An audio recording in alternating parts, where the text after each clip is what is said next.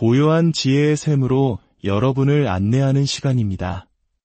우리의 이야기가 여러분의 마음에 잔잔한 파동을 일으키고 그 파동이 선한 영향력으로 퍼져나가길 기원합니다. 잠시 귀를 기울여 이 이야기에 동참해 주시는 것만으로도 여러분은 세상을 향한 하나의 등불을 밝히는 것입니다. 이 채널의 구독과 공유는 더 많은 이들에게 지혜의 빛을 전하는 보시가 될 것입니다. 여러분의 모든 날에 부처님의 자비와 평화가 함께하기를 축원합니다. 서울의 한가운데 마치 시간이 멈춘 듯한 고즈넉한 사찰이 있습니다. 수많은 신도들로 북적이는 이 도량의 모습을 보며 한 스님은 농담 섞인 탄식을 합니다. 1000년 전 이 절의 터를 닦은 우리 스님께서 후대에 이렇게 많은 사람들이 찾아올 줄 미처 내다보지 못하셨나 봅니다. 도량이 좁아 더 많은 분들을 모시지 못하니 안타까울 따름이지요. 이 유쾌한 푸념 속에는 깊은 역사의 숨결이 담겨 있습니다. 오늘날 서울에서 이처럼 큰 비군이, 즉 여성 스님들의 사찰이 번성하는 것은 실로 대단한 일입니다. 과거 조선시대 서울에는 오늘날의 이곳에 비견될 만한, 아니 어쩌면 그 이상의 영광을 누렸던 비구니 사찰들이 있었습니다. 바로 자수원과 인수원입니다. 고려가 아닌 불교가 억압받던 조선시대에 어떻게 이토록 거대한 비구니 사찰이 존재할 수 있었을까요? 그 비밀은 바로 그곳에 머물렀던 사람들에게 있습니다. 자수원과 인수원은 본래 궁궐이었습니다. 왕의 사랑을 받았으나 아들을 낳지 못한 후궁들이 왕이 세상을 떠나면 궁을 나와 머무는 곳이었죠. 아들을 낳은 후궁은 왕자의 집에서 여생을 보낼 수 있었지만 그렇지 못한 이들은 갈 곳이 없었습니다. 그렇다고 민가로 돌려보낼 수도 없었습니다. 한때 왕의 여인이었던 그녀들이 세상 밖으로 나가는 것은 왕실의 위엄과 관련된 문제였기 때문입니다. 상상해 보십시오. 당대 최고의 미모와 재능으로 간택된 여인들, 오늘날의 스타와 견주어도 손색 없는 아름다움을 지녔던 후궁들. 정실 부인이 가문의 연합으로 결정되는 경우가 많았던 반면 후궁, 특히 신분이 낮은 가문에서 발탁된 후궁은 오직 그 눈부신 외모와 매력만으로 왕의 마음을 사로잡은 이들이었습니다. 그런 그녀들이 왕의 승하와 함께 궁을 나와 이곳 사찰로 변한 궁에서 조용히 여생을 보냈던 것입니다. 그곳에는 후궁들만 있었던 것이 아닙니다. 궁궐의 실세였던 상궁들 또한 은퇴 후 이곳에 머물렀습니다. 상궁은 단순히 왕과 왕족의 시중을 드는 이들이 아니었습니다. 그들은 왕의 가장 가까운 곳에서 정세의 흐름을 읽고 보이지 않는 곳에서 막강한 영향력을 행사했습니다. 왕이 툭 던지는 아무개는 어떤 사람인가? 라는 한마디에 상궁이 참으로 훌륭한 인재입니다. 라고 답하느냐? 글쎄요, 조금 더 지켜봐야 할 것 같습니다. 라고 답하느냐에 따라 한 사람의 운명이 바뀌기도 했습니다. 그런 상궁들이 평생궁에서 모은 지혜와 재력을 가지고 은퇴 후 자수원과 인수원에 머물렀으니 그 사찰의 위세가 어떠했겠습니까? 이렇듯 자수원과 인수원은 조선시대 여성들의 애환과 권력, 그리고 신앙이 공존하는 특별한 공간이었습니다. 하지만 안타깝게도 세월의 풍파 속에 그 영광은 쓰러지고 절은 폐사되고 말았습니다. 오늘날 서울의 이 비구니 사찰은 어쩌면 그 옛날 자수원과 인수원의 영광을 현대에 새롭게 꽃피우고 있는 것인지도 모릅니다. 이 사찰과 여성들의 이야기는 우리를 가족 관계의 근본적인 질문으로 이끕니다. 바로 효라는 개념입니다. 특히 한국인에게 효는 삶의 가장 중요한 덕목 중 하나로 여겨져 왔습니다. 하지만 불교가 바라보는 효는 우리가 익숙하게 알고 있는 유교의 효와는 그 결이 사뭇 다릅니다. 유교에서 효는 아랫사람이 윗사람에게 바치는 절대적인 의무에 가깝습니다. 부모는 자식의 육신뿐만 아니라 영혼까지 만들어낸 창조주로 여겨집니다. 그렇기에 자식은 부모의 소유물이며 부모의 뜻에 절대적으로 복종해야 합니다. 유교 경전에는 아버지가 자신을 몇 번이나 죽이려 했음에도 원망하지 않고 끝까지 효를 다한 순임금의 이야기가 대효의 상징으로 등장합니다. 이는 현대인의 시각으로는 이해하기 어려운 극단적인 순종의 가치관입니다. 하지만 불교의 생각은 다릅니다. 불교에서는 부모가 우리의 육신이라는 귀한 하드웨어를 만들어주지만 그 안에 담긴 소프트웨어, 즉 우리의 영혼과 업은 전생으로부터 이어져온 오롯이 우리 자신의 것이라고 봅니다. 마치 우리가 스마트폰 기계를 바꾸더라도 유심칩을 옮겨 끼우면 나의 모든 정보가 그대로 이어지는 것과 같습니다. 육신은 부모님께 빌려온 것이지만 그 삶을 살아가는 주체는 바로 나 자신인 것입니다. 이러한 관점의 차이가 바로 출가를 가능하게 합니다. 유교적 세계관에서는 부모에게서 받은 몸을 떠나 출가하는 것을 상상할 수 없지만 불교에서는 인연이 다한 개인이 스스로의 길을 선택하여 깨달음을 향해 나아가는 것을 존중합니다. 부모가 나쁜 길, 비도덕적인 길로 이끌려 할 때 유교는 울면서라도 따르라고 가르치지만 불교는 그 길이 아니라면 과감히 자신의 길을 가야 한다고 말합니다. 이러한 불교의 가르침은 현대사회의 가족 관계에 깊은 통찰을 줍니다. 마치 둥지 속의 아기 제비처럼 자식은 언젠가 부모의 품을 떠나 스스로 날갯짓을 해야 합니다. 너무 이르면 날개에 힘이 없어 추락할 것이고 너무 늦으면 몸이 무거워져 날아오를 수 없게 됩니다. 그 정확한 때를 알고 과감히 창공으로 뛰어오를 용기를 주는 것, 그리고 멀리서 그 비행을 응원하는 것이야말로 현대적인 부모의 역할일 것입니다. 고대 중국의 사상가 노자는 큰 나라를 다스리는 것은 작은 생선을 굽는 것과 같다고 말했습니다.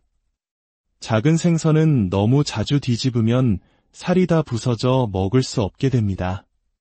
가만히 놓아두고 스스로 익도록 기다려야 합니다. 사람과 사람의 관계, 특히 가족 관계도 이와 같지 않을까요? 과도한 간섭과 통제는 오히려 관계를 망가뜨릴 뿐입니다. 현대 사회의 이상적인 모습은 각자가 자신의 역할을 완벽하게 수행하는 프로 축구팀과 같습니다. 단합을 외치며 으쌰으쌰하는 것보다 공격수는 공격수의 역할을, 수비수는 수비수의 역할을 빈틈없이 해낼 때 가장 강력한 팀이 됩니다. 마찬가지로 가족 역시 서로에게 종속되는 관계가 아니라 각자가 독립된 인격체로서 자신의 삶을 온전히 살아갈 때 가장 건강하고 행복할 수 있습니다. 공자는 정명론을 말했습니다. 임금은 임금답고 신하는 신하답고 아버지는 아버지답고 자식은 자식다워야 한다는 것입니다.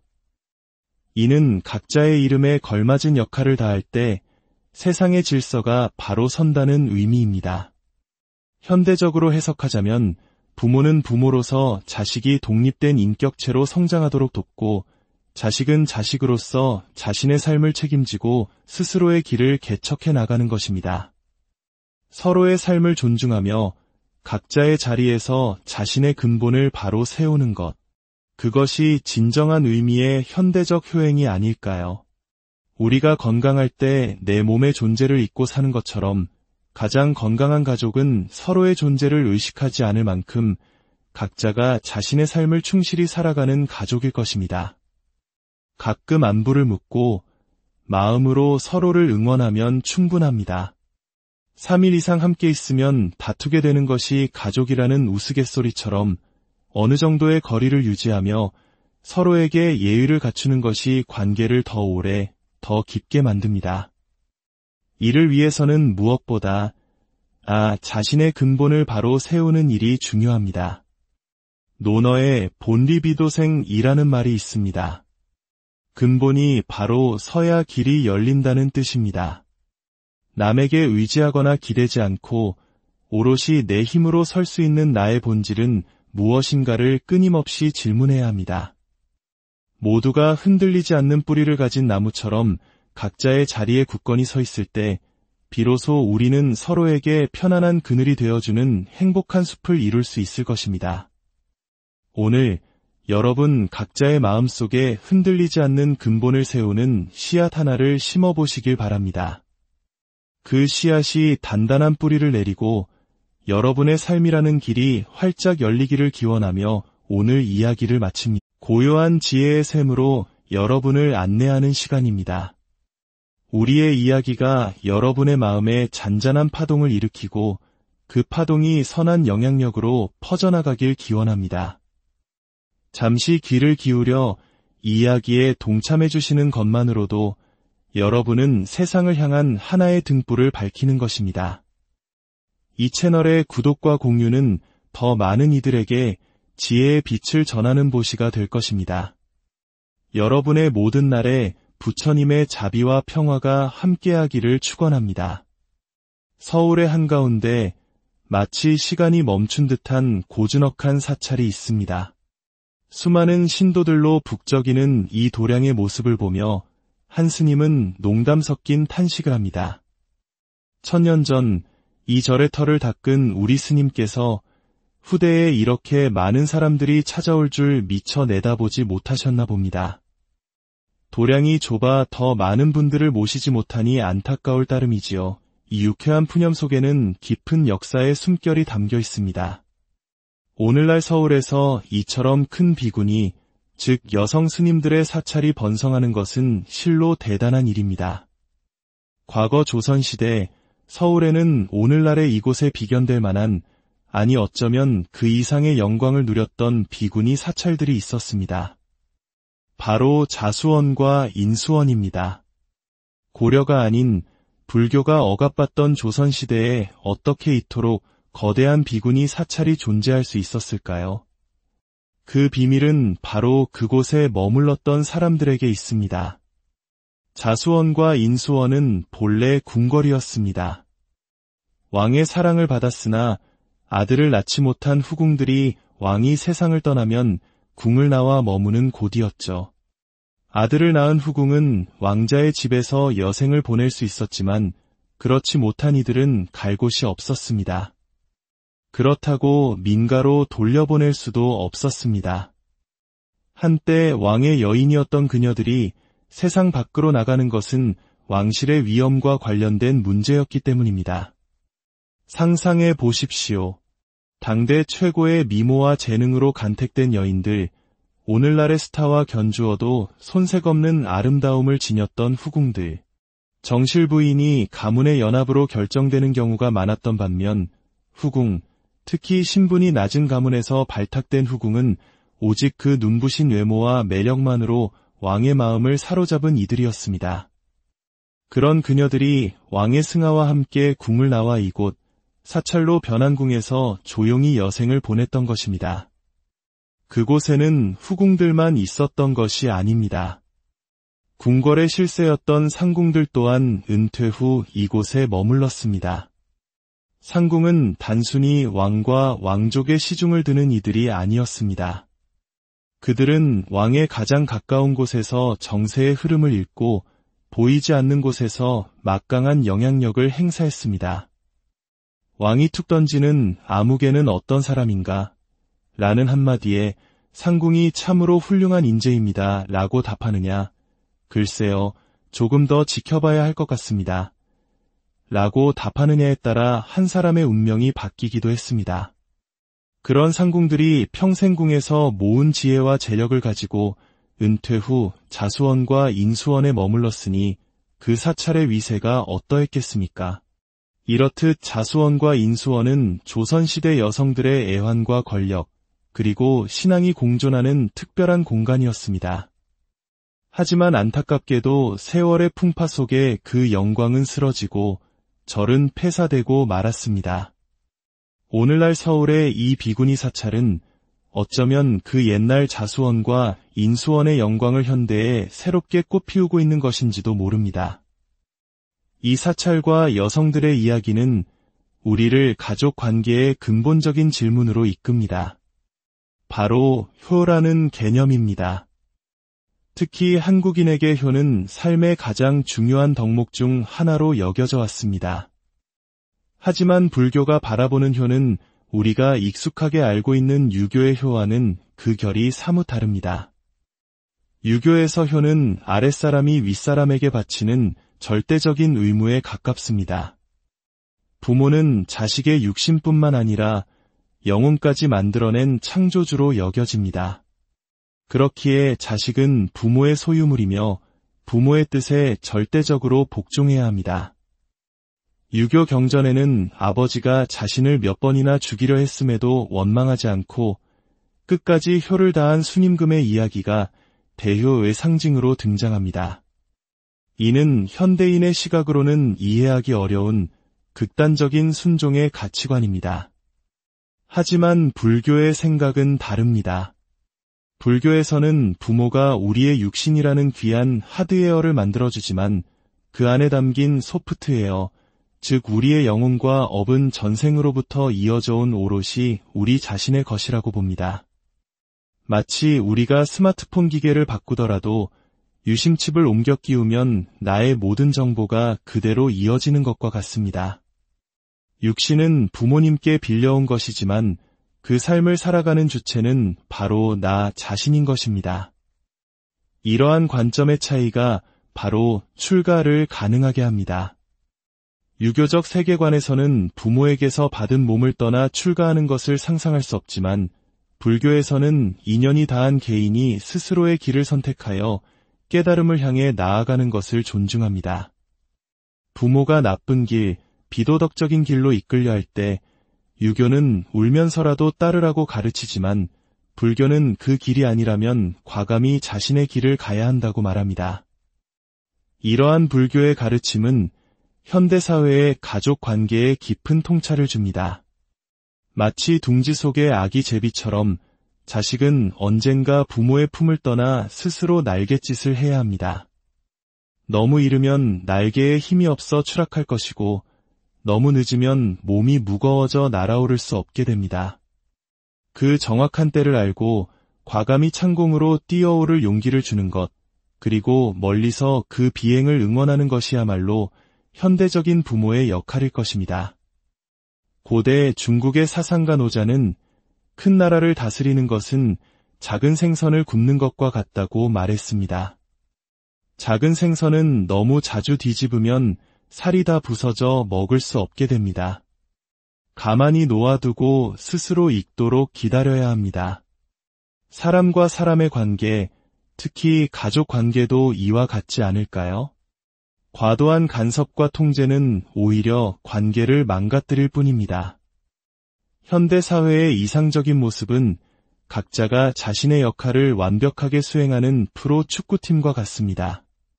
단합을 외치며 으쌰으쌰하는 것보다 공격수는 공격수의 역할을, 수비수는 수비수의 역할을 빈틈없이 해낼 때 가장 강력한 팀이 됩니다.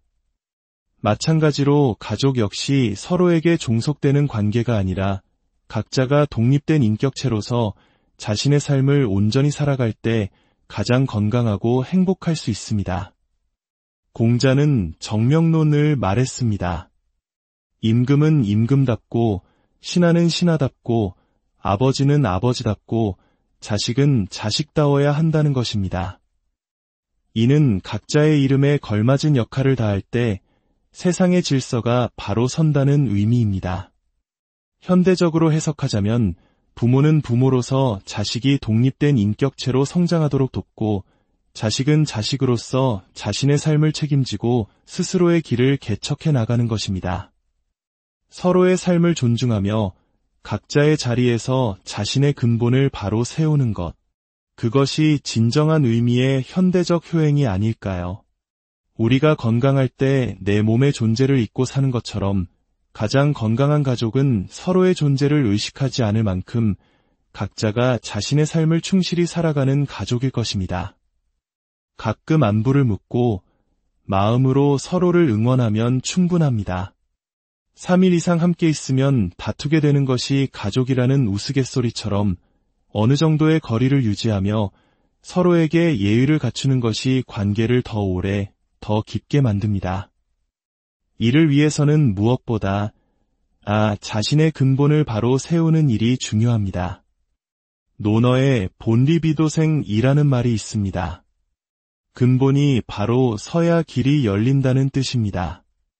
남에게 의지하거나 기대지 않고 오롯이 내 힘으로 설 수 있는 나의 본질은 무엇인가를 끊임없이 질문해야 합니다. 모두가 흔들리지 않는 뿌리를 가진 나무처럼 각자의 자리에 굳건히 서 있을 때 비로소 우리는 서로에게 편안한 그늘이 되어주는 행복한 숲을 이룰 수 있을 것입니다. 오늘 여러분 각자의 마음속에 흔들리지 않는 근본을 세우는 씨앗 하나를 심어보시길 바랍니다. 그 씨앗이 단단한 뿌리를 내리고 여러분의 삶이라는 길이 활짝 열리기를 기원하며 오늘 이야기를 마칩니다. 고요한 지혜의 샘으로 여러분을 안내하는 시간입니다. 우리의 이야기가 여러분의 마음에 잔잔한 파동을 일으키고 그 파동이 선한 영향력으로 퍼져나가길 기원합니다. 잠시 귀를 기울여 이야기에 동참해 주시는 것만으로도 여러분은 세상을 향한 하나의 등불을 밝히는 것입니다. 이 채널의 구독과 공유는 더 많은 이들에게 지혜의 빛을 전하는 보시가 될 것입니다. 여러분의 모든 날에 부처님의 자비와 평화가 함께하기를 축원합니다. 서울의 한가운데 마치 시간이 멈춘 듯한 고즈넉한 사찰이 있습니다. 수많은 신도들로 북적이는 이 도량의 모습을 보며 한 스님은 농담 섞인 탄식을 합니다. 1000년 전 이 절의 터를 닦은 우리 스님께서 후대에 이렇게 많은 사람들이 찾아올 줄 미처 내다보지 못하셨나 봅니다. 도량이 좁아 더 많은 분들을 모시지 못하니 안타까울 따름이지요. 이 유쾌한 푸념 속에는 깊은 역사의 숨결이 담겨 있습니다. 오늘날 서울에서 이처럼 큰 비군이, 즉 여성 스님들의 사찰이 번성하는 것은 실로 대단한 일입니다. 과거 조선시대 서울에는 오늘날의 이곳에 비견될 만한, 아니 어쩌면 그 이상의 영광을 누렸던 비구니 사찰들이 있었습니다. 바로 자수원과 인수원입니다. 고려가 아닌 불교가 억압받던 조선시대에 어떻게 이토록 거대한 비구니 사찰이 존재할 수 있었을까요? 그 비밀은 바로 그곳에 머물렀던 사람들에게 있습니다. 자수원과 인수원은 본래 궁궐이었습니다. 왕의 사랑을 받았으나 아들을 낳지 못한 후궁들이 왕이 세상을 떠나면 궁을 나와 머무는 곳이었죠. 아들을 낳은 후궁은 왕자의 집에서 여생을 보낼 수 있었지만 그렇지 못한 이들은 갈 곳이 없었습니다. 그렇다고 민가로 돌려보낼 수도 없었습니다. 한때 왕의 여인이었던 그녀들이 세상 밖으로 나가는 것은 왕실의 위엄과 관련된 문제였기 때문입니다. 상상해 보십시오. 당대 최고의 미모와 재능으로 간택된 여인들, 오늘날의 스타와 견주어도 손색 없는 아름다움을 지녔던 후궁들. 정실 부인이 가문의 연합으로 결정되는 경우가 많았던 반면 후궁, 특히 신분이 낮은 가문에서 발탁된 후궁은 오직 그 눈부신 외모와 매력만으로 왕의 마음을 사로잡은 이들이었습니다. 그런 그녀들이 왕의 승하와 함께 궁을 나와 이곳 사찰로 변한 궁에서 조용히 여생을 보냈던 것입니다. 그곳에는 후궁들만 있었던 것이 아닙니다. 궁궐의 실세였던 상궁들 또한 은퇴 후 이곳에 머물렀습니다. 상궁은 단순히 왕과 왕족의 시중을 드는 이들이 아니었습니다. 그들은 왕의 가장 가까운 곳에서 정세의 흐름을 읽고 보이지 않는 곳에서 막강한 영향력을 행사했습니다. 왕이 툭 던지는 아무개는 어떤 사람인가? 라는 한마디에 상궁이 참으로 훌륭한 인재입니다. 라고 답하느냐? 글쎄요, 조금 더 지켜봐야 할 것 같습니다. 라고 답하느냐에 따라 한 사람의 운명이 바뀌기도 했습니다.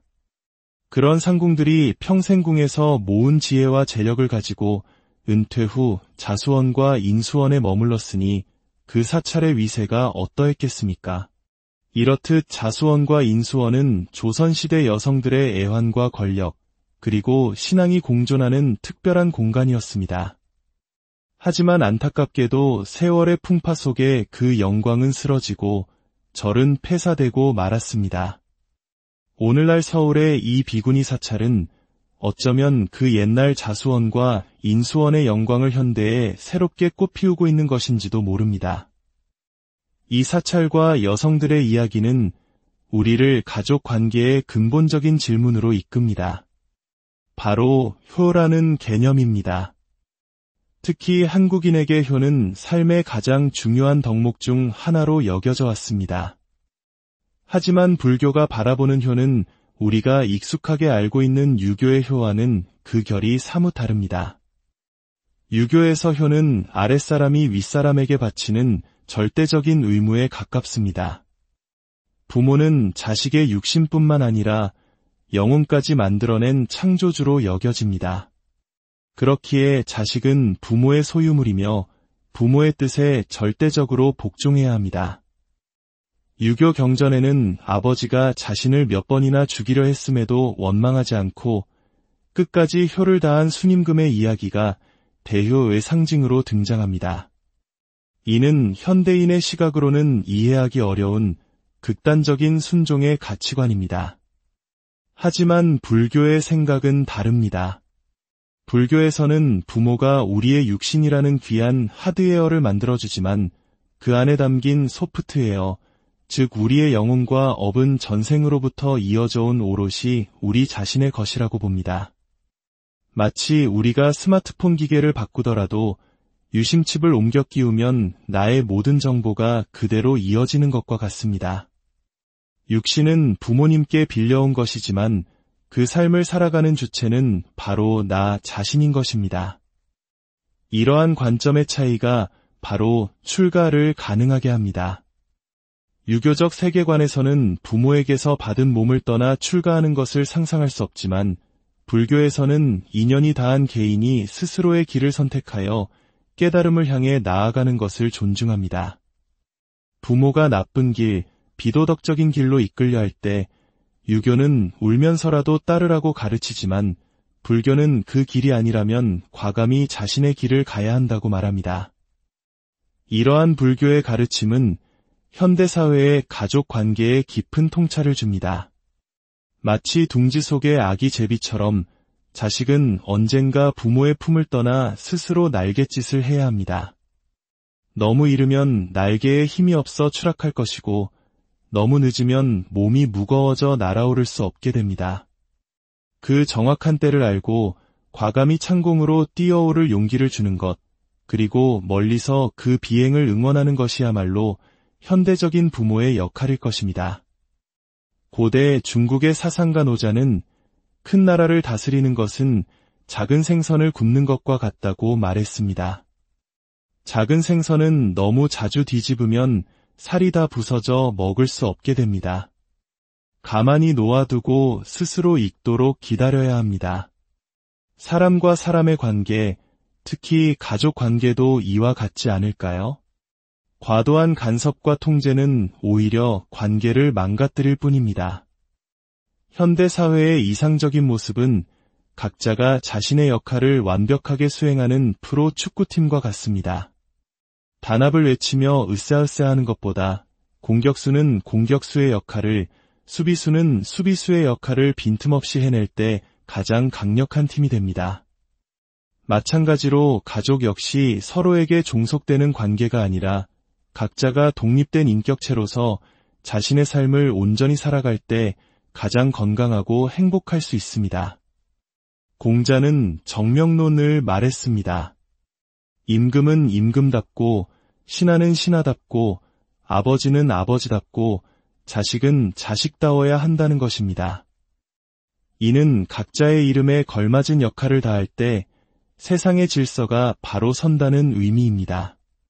현대적으로 해석하자면 부모는 부모로서 자식이 독립된 인격체로 성장하도록 돕고 자식은 자식으로서 자신의 삶을 책임지고 스스로의 길을 개척해 나가는 것입니다.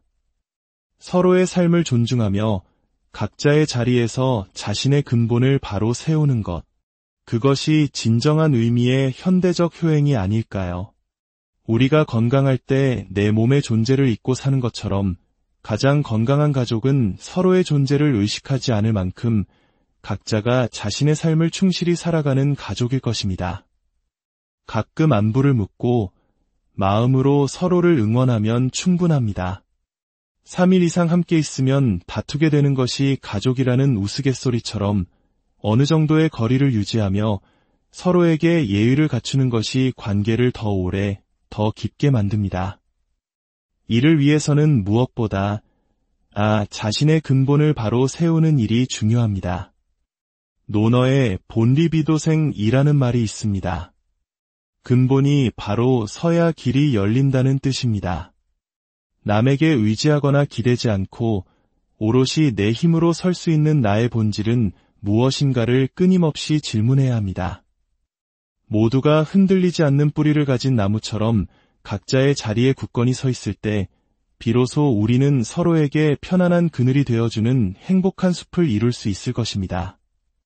오늘 여러분 각자의 마음속에 흔들리지 않는 근본을 세우는 씨앗 하나를 심어보시길 바랍니다.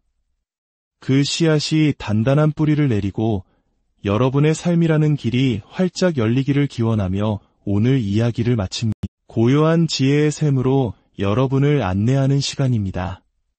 우리의 이야기가 여러분의 마음에 잔잔한 파동을 일으키고 그 파동이 선한 영향력으로 퍼져나가길 기원합니다. 잠시 귀를 기울여 이야기에 동참해 주시는 것만으로도 여러분은 세상을 향한 하나의 등불을 밝히는 것입니다. 이 채널의 구독과 공유는 더 많은 이들에게 지혜의 빛을 전하는 보시가 될 것입니다. 여러분의 모든 날에 부처님의 자비와 평화가 함께하기를 축원합니다. 서울의 한가운데 마치 시간이 멈춘 듯한 고즈넉한 사찰이 있습니다. 수많은 신도들로 북적이는 이 도량의 모습을 보며 한 스님은 농담 섞인 탄식을 합니다. 1000년 전 이 절의 터를 닦은 우리 스님께서 후대에 이렇게 많은 사람들이 찾아올 줄 미처 내다보지 못하셨나 봅니다. 도량이 좁아 더 많은 분들을 모시지 못하니 안타까울 따름이지요. 이 유쾌한 푸념 속에는 깊은 역사의 숨결이 담겨 있습니다. 오늘날 서울에서 이처럼 큰 비군이, 즉 여성 스님들의 사찰이 번성하는 것은 실로 대단한 일입니다. 과거 조선시대 서울에는 오늘날의 이곳에 비견될 만한, 아니 어쩌면 그 이상의 영광을 누렸던 비구니 사찰들이 있었습니다. 바로 자수원과 인수원입니다. 고려가 아닌 불교가 억압받던 조선시대에 어떻게 이토록 거대한 비구니 사찰이 존재할 수 있었을까요? 그 비밀은 바로 그곳에 머물렀던 사람들에게 있습니다.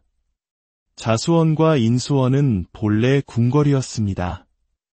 왕의 사랑을 받았으나 아들을 낳지 못한 후궁들이 왕이 세상을 떠나면 궁을 나와 머무는 곳이었죠. 아들을 낳은 후궁은 왕자의 집에서 여생을 보낼 수 있었지만 그렇지 못한 이들은 갈 곳이 없었습니다. 그렇다고 민가로 돌려보낼 수도 없었습니다. 한때 왕의 여인이었던 그녀들이 세상 밖으로 나가는 것은 왕실의 위엄과 관련된 문제였기 때문입니다. 상상해 보십시오.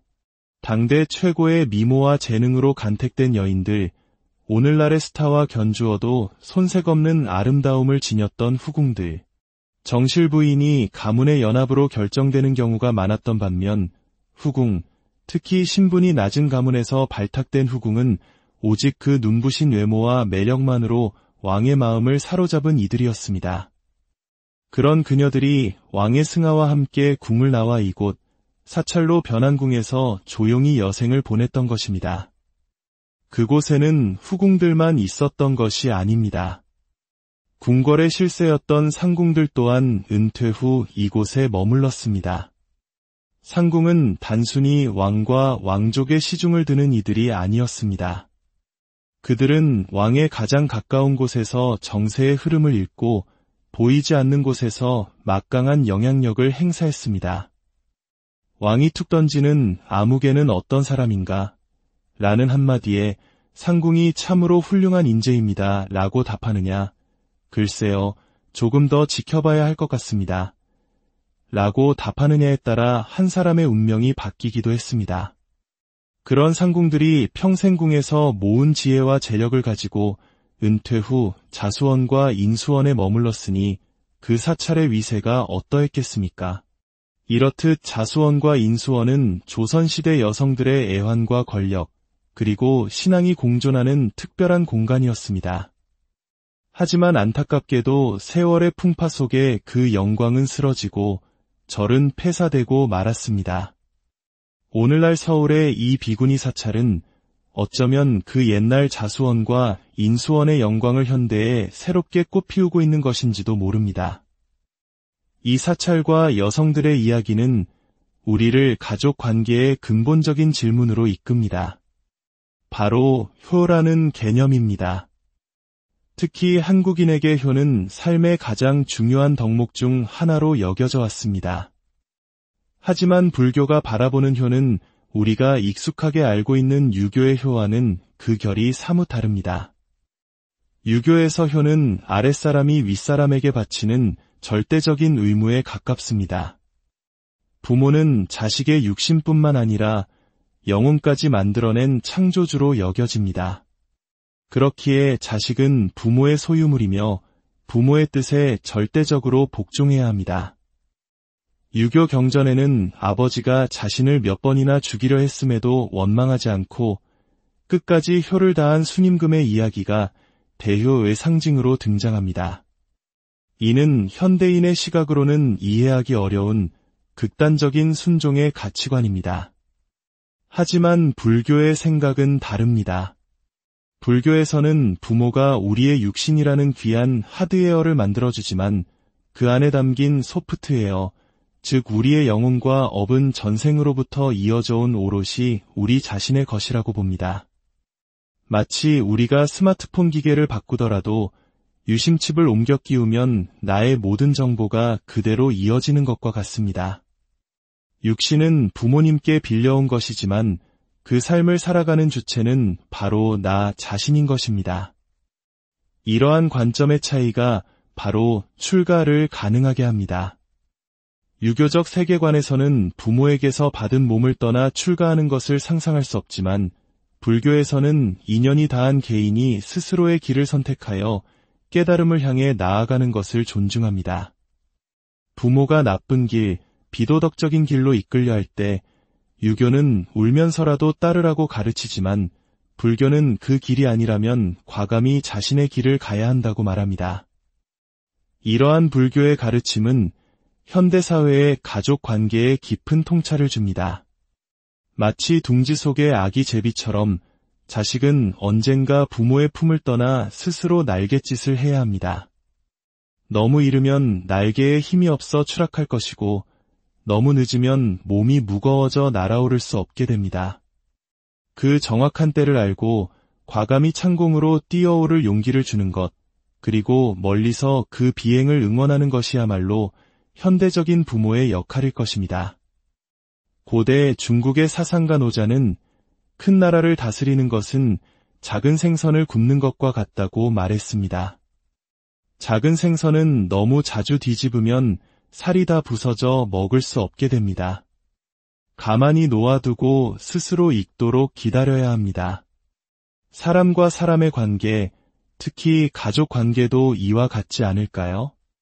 과도한 간섭과 통제는 오히려 관계를 망가뜨릴 뿐입니다. 현대 사회의 이상적인 모습은 각자가 자신의 역할을 완벽하게 수행하는 프로 축구팀과 같습니다. 단합을 외치며 으쌰으쌰하는 것보다 공격수는 공격수의 역할을, 수비수는 수비수의 역할을 빈틈없이 해낼 때 가장 강력한 팀이 됩니다.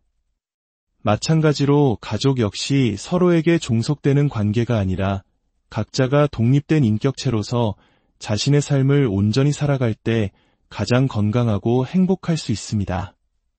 공자는 정명론을 말했습니다. 임금은 임금답고 신하는 신하답고 아버지는 아버지답고 자식은 자식다워야 한다는 것입니다. 이는 각자의 이름에 걸맞은 역할을 다할 때 세상의 질서가 바로 선다는 의미입니다. 현대적으로 해석하자면 부모는 부모로서 자식이 독립된 인격체로 성장하도록 돕고, 자식은 자식으로서 자신의 삶을 책임지고 스스로의 길을 개척해 나가는 것입니다. 서로의 삶을 존중하며 각자의 자리에서 자신의 근본을 바로 세우는 것. 그것이 진정한 의미의 현대적 효행이 아닐까요? 우리가 건강할 때 내 몸의 존재를 잊고 사는 것처럼 가장 건강한 가족은 서로의 존재를 의식하지 않을 만큼 각자가 자신의 삶을 충실히 살아가는 가족일 것입니다. 가끔 안부를 묻고 마음으로 서로를 응원하면 충분합니다.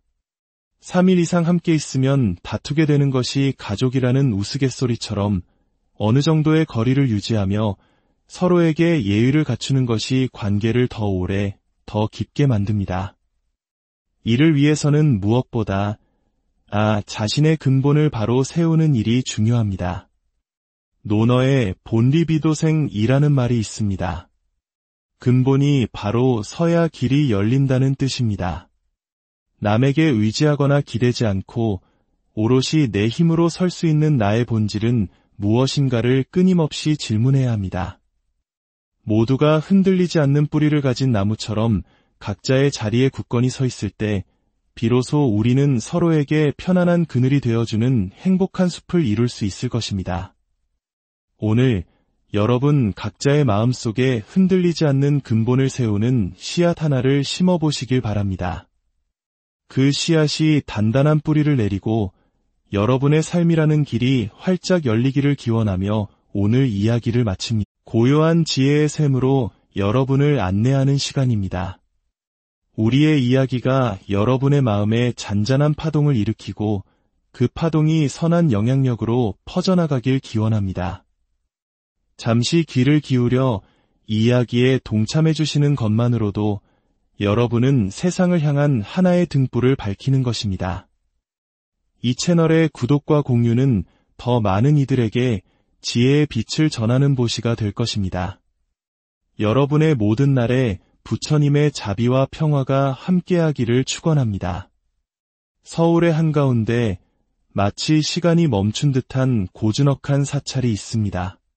수많은 신도들로 북적이는 이 도량의 모습을 보며 한 스님은 농담 섞인 탄식을 합니다. 1000년 전 이 절의 터를 닦은 우리 스님께서 후대에 이렇게 많은 사람들이 찾아올 줄 미처 내다보지 못하셨나 봅니다. 도량이 좁아 더 많은 분들을 모시지 못하니 안타까울 따름이지요. 이 유쾌한 푸념 속에는 깊은 역사의 숨결이 담겨 있습니다. 오늘날 서울에서 이처럼 큰 비군이, 즉 여성 스님들의 사찰이 번성하는 것은 실로 대단한 일입니다. 과거 조선시대 서울에는 오늘날의 이곳에 비견될 만한, 아니 어쩌면 그 이상의 영광을 누렸던 비군이 사찰들이 있었습니다. 바로 자수원과 인수원입니다. 고려가 아닌 불교가 억압받던 조선시대에 어떻게 이토록 거대한 비군이 사찰이 존재할 수 있었을까요? 그 비밀은 바로 그곳에 머물렀던 사람들에게 있습니다. 자수원과 인수원은 본래 궁궐이었습니다. 왕의 사랑을 받았으나 아들을 낳지 못한 후궁들이 왕이 세상을 떠나면 궁을 나와 머무는 곳이었죠. 아들을 낳은 후궁은 왕자의 집에서 여생을 보낼 수 있었지만 그렇지 못한 이들은 갈 곳이 없었습니다. 그렇다고 민가로 돌려보낼 수도 없었습니다. 한때 왕의 여인이었던 그녀들이 세상 밖으로 나가는 것은 왕실의 위엄과 관련된 문제였기 때문입니다. 상상해 보십시오. 당대 최고의 미모와 재능으로 간택된 여인들, 오늘날의 스타와 견주어도 손색 없는 아름다움을 지녔던 후궁들.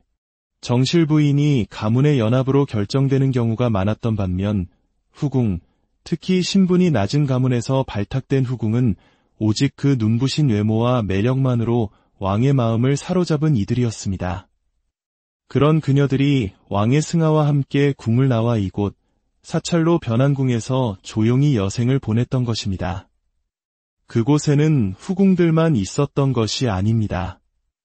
궁궐의 실세였던 상궁들 또한 은퇴 후 이곳에 머물렀습니다. 상궁은 단순히 왕과 왕족의 시중을 드는 이들이 아니었습니다. 그들은 왕의 가장 가까운 곳에서 정세의 흐름을 읽고 보이지 않는 곳에서 막강한 영향력을 행사했습니다. 왕이 툭 던지는 아무개는 어떤 사람인가? 라는 한마디에 상궁이 참으로 훌륭한 인재입니다. 라고 답하느냐? 글쎄요, 조금 더 지켜봐야 할 것 같습니다. 라고 답하느냐에 따라 한 사람의 운명이 바뀌기도 했습니다. 그런 상궁들이 평생궁에서 모은 지혜와 재력을 가지고 은퇴 후 자수원과 인수원에 머물렀으니 그 사찰의 위세가 어떠했겠습니까? 이렇듯 자수원과 인수원은 조선시대 여성들의 애환과 권력, 그리고 신앙이 공존하는 특별한 공간이었습니다. 하지만 안타깝게도 세월의 풍파 속에 그 영광은 쓰러지고 절은 폐사되고 말았습니다. 오늘날 서울의 이 비구니 사찰은 어쩌면 그 옛날 자수원과 인수원의 영광을 현대에 새롭게 꽃피우고 있는 것인지도 모릅니다. 이 사찰과 여성들의 이야기는 우리를 가족 관계의 근본적인 질문으로 이끕니다. 바로 효라는 개념입니다. 특히 한국인에게 효는 삶의 가장 중요한 덕목 중 하나로 여겨져 왔습니다. 하지만 불교가 바라보는 효는 우리가 익숙하게 알고 있는 유교의 효와는 그 결이 사뭇 다릅니다. 유교에서 효는 아랫사람이 윗사람에게 바치는 절대적인 의무에 가깝습니다. 부모는 자식의 육신뿐만 아니라 영혼까지 만들어낸 창조주로 여겨집니다. 그렇기에 자식은 부모의 소유물이며 부모의 뜻에 절대적으로 복종해야 합니다. 유교 경전에는 아버지가 자신을 몇 번이나 죽이려 했음에도 원망하지 않고 끝까지 효를 다한 순임금의 이야기가 대효의 상징으로 등장합니다. 이는 현대인의 시각으로는 이해하기 어려운 극단적인 순종의 가치관입니다. 하지만 불교의 생각은 다릅니다. 불교에서는 부모가 우리의 육신이라는 귀한 하드웨어를 만들어주지만 그 안에 담긴 소프트웨어, 즉 우리의 영혼과 업은 전생으로부터 이어져온 오롯이 우리 자신의 것이라고 봅니다. 마치 우리가 스마트폰 기계를 바꾸더라도 유심칩을 옮겨 끼우면 나의 모든 정보가 그대로 이어지는 것과 같습니다. 육신은 부모님께 빌려온 것이지만 그 삶을 살아가는 주체는 바로 나 자신인 것입니다. 이러한 관점의 차이가 바로 출가를 가능하게 합니다. 유교적 세계관에서는 부모에게서 받은 몸을 떠나 출가하는 것을 상상할 수 없지만 불교에서는 인연이 다한 개인이 스스로의 길을 선택하여 깨달음을 향해 나아가는 것을 존중합니다. 부모가 나쁜 길, 비도덕적인 길로 이끌려 할 때 유교는 울면서라도 따르라고 가르치지만 불교는 그 길이 아니라면 과감히 자신의 길을 가야 한다고 말합니다. 이러한 불교의 가르침은 현대사회의 가족 관계에 깊은 통찰을 줍니다. 마치 둥지 속의 아기 제비처럼 자식은 언젠가 부모의 품을 떠나 스스로 날갯짓을 해야 합니다. 너무 이르면 날개에 힘이 없어 추락할 것이고 너무 늦으면 몸이 무거워져 날아오를 수 없게 됩니다. 그 정확한 때를 알고 과감히 창공으로 뛰어오를 용기를 주는 것, 그리고 멀리서 그 비행을 응원하는 것이야말로 현대적인 부모의 역할일 것입니다. 고대 중국의 사상가 노자는 큰 나라를 다스리는 것은 작은 생선을 굽는 것과 같다고 말했습니다.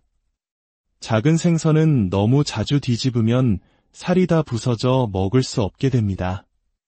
가만히 놓아두고 스스로 익도록 기다려야 합니다.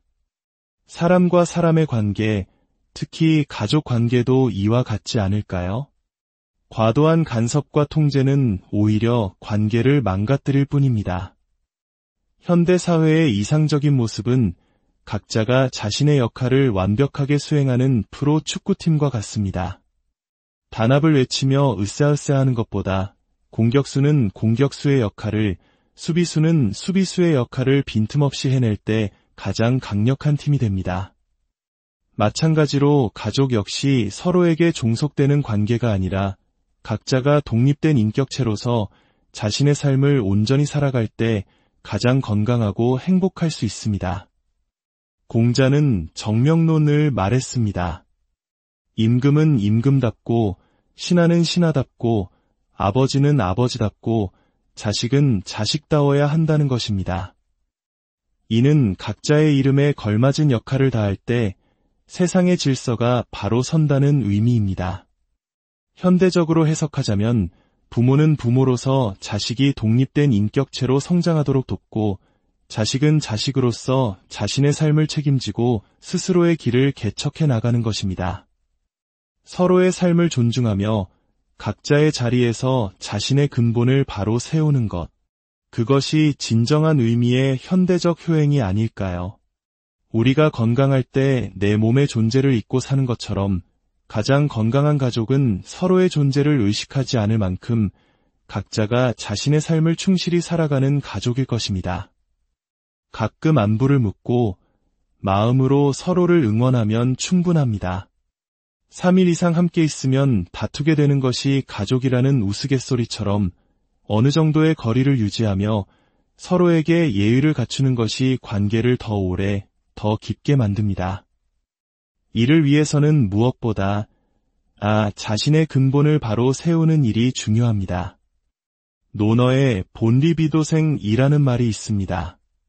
근본이 바로 서야 길이 열린다는 뜻입니다.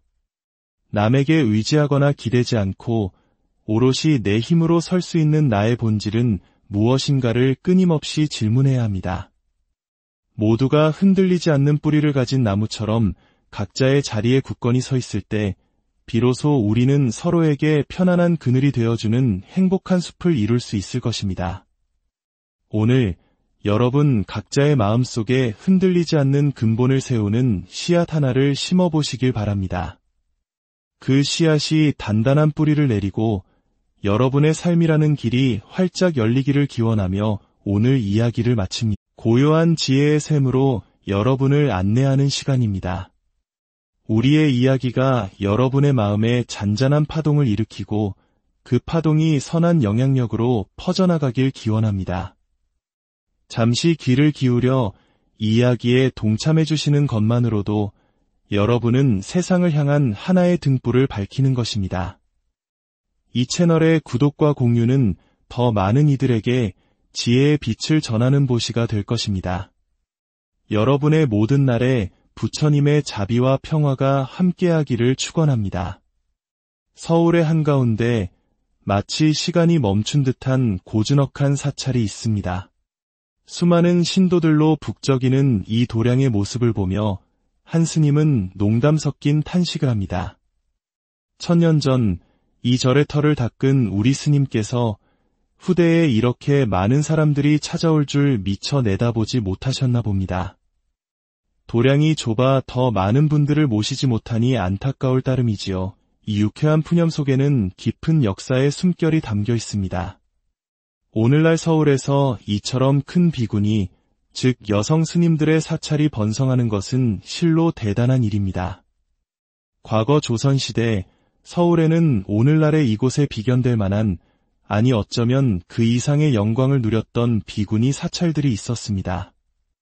바로 자수원과 인수원입니다. 고려가 아닌 불교가 억압받던 조선시대에 어떻게 이토록 거대한 비군이 사찰이 존재할 수 있었을까요? 그 비밀은 바로 그곳에 머물렀던 사람들에게 있습니다. 자수원과 인수원은 본래 궁궐이었습니다. 왕의 사랑을 받았으나 아들을 낳지 못한 후궁들이 왕이 세상을 떠나면 궁을 나와 머무는 곳이었죠. 아들을 낳은 후궁은 왕자의 집에서 여생을 보낼 수 있었지만 그렇지 못한 이들은 갈 곳이 없었습니다. 그렇다고 민가로 돌려보낼 수도 없었습니다. 한때 왕의 여인이었던 그녀들이 세상 밖으로 나가는 것은 왕실의 위엄과 관련된 문제였기 때문입니다. 상상해 보십시오. 당대 최고의 미모와 재능으로 간택된 여인들, 오늘날의 스타와 견주어도 손색 없는 아름다움을 지녔던 후궁들. 정실 부인이 가문의 연합으로 결정되는 경우가 많았던 반면 후궁, 특히 신분이 낮은 가문에서 발탁된 후궁은 오직 그 눈부신 외모와 매력만으로 왕의 마음을 사로잡은 이들이었습니다. 그런 그녀들이 왕의 승하와 함께 궁을 나와 이곳 사찰로 변한 궁에서 조용히 여생을 보냈던 것입니다. 그곳에는 후궁들만 있었던 것이 아닙니다. 궁궐의 실세였던 상궁들 또한 은퇴 후 이곳에 머물렀습니다. 상궁은 단순히 왕과 왕족의 시중을 드는 이들이 아니었습니다. 그들은 왕의 가장 가까운 곳에서 정세의 흐름을 읽고 보이지 않는 곳에서 막강한 영향력을 행사했습니다. 왕이 툭 던지는 아무개는 어떤 사람인가? 라는 한마디에 상궁이 참으로 훌륭한 인재입니다. 라고 답하느냐? 글쎄요, 조금 더 지켜봐야 할 것 같습니다. 라고 답하느냐에 따라 한 사람의 운명이 바뀌기도 했습니다. 그런 상궁들이 평생궁에서 모은 지혜와 재력을 가지고 은퇴 후 자수원과 인수원에 머물렀으니 그 사찰의 위세가 어떠했겠습니까? 이렇듯 자수원과 인수원은 조선시대 여성들의 애환과 권력, 그리고 신앙이 공존하는 특별한 공간이었습니다. 하지만 안타깝게도 세월의 풍파 속에 그 영광은 쓰러지고 절은 폐사되고 말았습니다. 오늘날 서울의 이 비구니 사찰은 어쩌면 그 옛날 자수원과 인수원의 영광을 현대에 새롭게 꽃피우고 있는 것인지도 모릅니다. 이 사찰과 여성들의 이야기는 우리를 가족 관계의 근본적인 질문으로 이끕니다. 바로 효라는 개념입니다. 특히 한국인에게 효는 삶의 가장 중요한 덕목 중 하나로 여겨져 왔습니다. 하지만 불교가 바라보는 효는 우리가 익숙하게 알고 있는 유교의 효와는 그 결이 사뭇 다릅니다. 유교에서 효는 아랫사람이 윗사람에게 바치는 절대적인 의무에 가깝습니다. 부모는 자식의 육신뿐만 아니라 영혼까지 만들어낸 창조주로 여겨집니다. 그렇기에 자식은 부모의 소유물이며 부모의 뜻에 절대적으로 복종해야 합니다. 유교 경전에는 아버지가 자신을 몇 번이나 죽이려 했음에도 원망하지 않고 끝까지 효를 다한 순임금의 이야기가 대효의 상징으로 등장합니다. 이는 현대인의 시각으로는 이해하기 어려운 극단적인 순종의 가치관입니다. 하지만 불교의 생각은 다릅니다. 불교에서는 부모가 우리의 육신이라는 귀한 하드웨어를 만들어주지만 그 안에 담긴 소프트웨어, 즉 우리의 영혼과 업은 전생으로부터 이어져온 오롯이 우리 자신의 것이라고 봅니다. 마치 우리가 스마트폰 기계를 바꾸더라도 유심칩을 옮겨 끼우면 나의 모든 정보가 그대로 이어지는 것과 같습니다. 육신은 부모님께 빌려온 것이지만 그 삶을 살아가는 주체는 바로 나 자신인 것입니다. 이러한 관점의 차이가 바로 출가를 가능하게 합니다. 유교적 세계관에서는 부모에게서 받은 몸을 떠나 출가하는 것을 상상할 수 없지만 불교에서는 인연이 닿은 개인이 스스로의 길을 선택하여 깨달음을 향해 나아가는 것을 존중합니다. 부모가 나쁜 길, 비도덕적인 길로 이끌려 할 때 유교는 울면서라도 따르라고 가르치지만 불교는 그 길이 아니라면 과감히 자신의 길을 가야 한다고 말합니다. 이러한 불교의 가르침은 현대사회의 가족 관계에 깊은 통찰을 줍니다. 마치 둥지 속의 아기 제비처럼 자식은 언젠가 부모의 품을 떠나 스스로 날갯짓을 해야 합니다. 너무 이르면 날개에 힘이 없어 추락할 것이고 너무 늦으면 몸이 무거워져 날아오를 수 없게 됩니다. 그 정확한 때를 알고 과감히 창공으로 뛰어오를 용기를 주는 것, 그리고 멀리서 그 비행을 응원하는 것이야말로 현대적인 부모의 역할일 것입니다. 고대 중국의 사상가 노자는 큰 나라를 다스리는 것은 작은 생선을 굽는 것과 같다고 말했습니다. 작은 생선은 너무 자주 뒤집으면 살이 다 부서져 먹을 수 없게 됩니다. 가만히 놓아두고 스스로 익도록 기다려야 합니다. 사람과 사람의 관계, 특히 가족 관계도 이와 같지 않을까요? 과도한 간섭과 통제는 오히려 관계를 망가뜨릴 뿐입니다. 현대 사회의 이상적인 모습은 각자가 자신의 역할을 완벽하게 수행하는 프로 축구팀과 같습니다. 단합을 외치며 으쌰으쌰하는 것보다 공격수는 공격수의 역할을, 수비수는 수비수의 역할을 빈틈없이 해낼 때 가장 강력한 팀이 됩니다. 마찬가지로 가족 역시